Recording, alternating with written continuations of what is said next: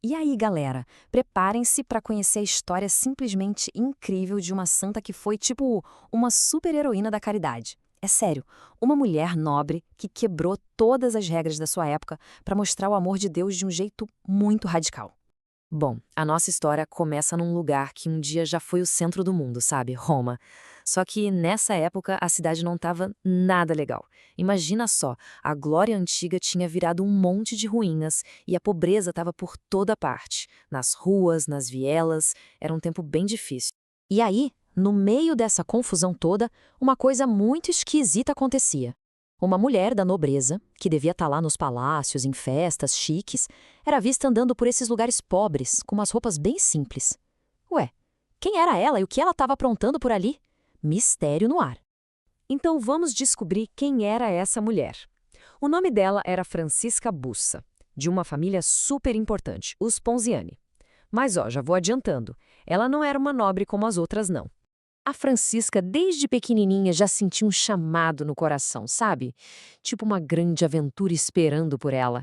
Enquanto as outras meninas sonhavam com joias e príncipes, o maior sonho da Francisca era entregar a vida dela inteirinha para Deus, se tornar freira e cuidar de quem mais precisava. E aqui a gente vê o tamanho do problema dela. De um lado, todo mundo esperava que ela usasse vestidos caros, fosse em bailes e se casasse com um nobre bem rico, né, para a família ficar mais poderosa. Só que do outro lado, o coração dela pedia outra coisa. Uma vida simples, de oração e ajudando os pobres. E agora, hein? E aí veio o primeiro obstáculo gigante. Com só 12 anos de idade, o pai dela arranjou o casamento dela com o Lourenço, um outro jovem nobre. Naquela época, isso era super normal. Para Francisca, aquilo deve ter parecido o fim do mundo. Fim da linha para o sonho de ser freira. Mas será que a história dela acabava assim? Mas vocês acham que a Francisca desistiu? Que nada! Se liga no que ela fez. Se ela não podia ir para um convento, ela ia transformar a própria casa dela num lugar de Deus.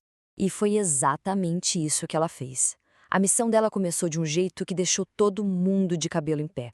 O palácio dela, que era para ser um lugar de luxo, virou um abrigo. Ela dava comida, bebida, roupa para qualquer pessoa que batesse na porta dela. Ela vendeu as próprias joias, os vestidos de seda, tudo para comprar comida para os famintos. E mais, ela mesma ia para a rua pedir esmola no lugar de quem tinha vergonha de fazer isso. Dá para acreditar? Com essas atitudes, a Francisca estava mudando totalmente a ideia do que era ser nobre. Para os outros ricos, nobreza era ter dinheiro, poder. Para Francisca, a nobreza de verdade era servir. Por causa disso, eles começaram a zombar dela, a chamar ela de traidora. Mas ela não estava nem aí. O foco dela era numa nobreza muito, muito maior, a nobreza do coração.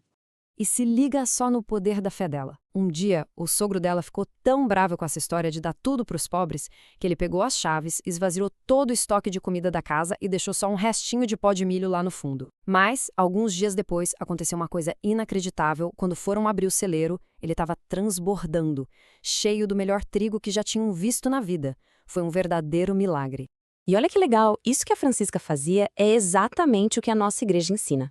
As obras de misericórdia, dar comida para quem tem fome, roupa para quem tem frio, são um jeito prático de viver o amor que Jesus pediu. Ela era essa lição em pessoa. A gente fica pensando, mas de onde vinha tanta força para aguentar a zombaria, os problemas e continuar firme na missão dela? A vida da Francisca não foi um conto de fadas, não. Ela foi uma esposa e mãe maravilhosa, mas sofreu a dor gigante de perder 2 dos seus 3 filhos. E, além disso, ela ainda enfrentava tentações e ataques espirituais. Sabe de onde vinha a força dela? De uma fé que não se abalava, de muita, muita oração e de uma conexão super forte com Deus. Era isso que a segurava. Enquanto os ricos ficavam de deboche, o povo simples de Roma, esse povo a amava. Eles viam os milagres, viam a bondade gigante dela e deram até um apelido carinhoso: Secolela. Para eles, ela já era uma santa ali, em vida. Vamos ver agora como o trabalho incrível da vida dela continuou e deixou um legado que dura até hoje. Quando o marido dela faleceu, a Francisca finalmente conseguiu realizar aquele sonho lá da infância, lembra? Ela se mudou para um mosteiro que ela mesma tinha ajudado a fundar. E lá, ela viveu seus últimos anos, só em oração. E quando ela morreu, a reação do povo foi imediata. Uma multidão fez fila por 3 dias só para se despedir dela. todo mundo já chamava ela de a Santa de Roma. Tá, mas por que uma história que aconteceu há 600 anos é importante pra gente hoje? O que a gente pode aprender com ela? A história da Francisca fala pra gente sobre santidade. E ser santo, gente, não é ter superpoder, não. Santidade é viver o amor, a fé, a esperança de um jeito heróico, com a ajuda da graça de Deus, se tornando um exemplo, um farol para os outros. E essa é a parte mais incrível. Ser santo não é só para alguns escolhidos. Esse chamado é para todo mundo. Não importa se a gente é casado, solteiro, criança, jovem, idoso, todos nós somos chamados para ser santos, cada um do seu jeitinho. A vida dela deixa essa pergunta pra gente. A gente não precisa transformar nossa casa num abrigo para ser herói da caridade. Ser um herói da caridade hoje pode ser chamar para brincadeira aquele colega que está sempre sozinho, dividir o lanche, ajudar em casa sem ninguém pedir. Qual pequena atitude a gente pode ter hoje para mostrar um grande amor? Então vamos pedir a ajuda dela, Santa Francisca Romana, rogai por nós.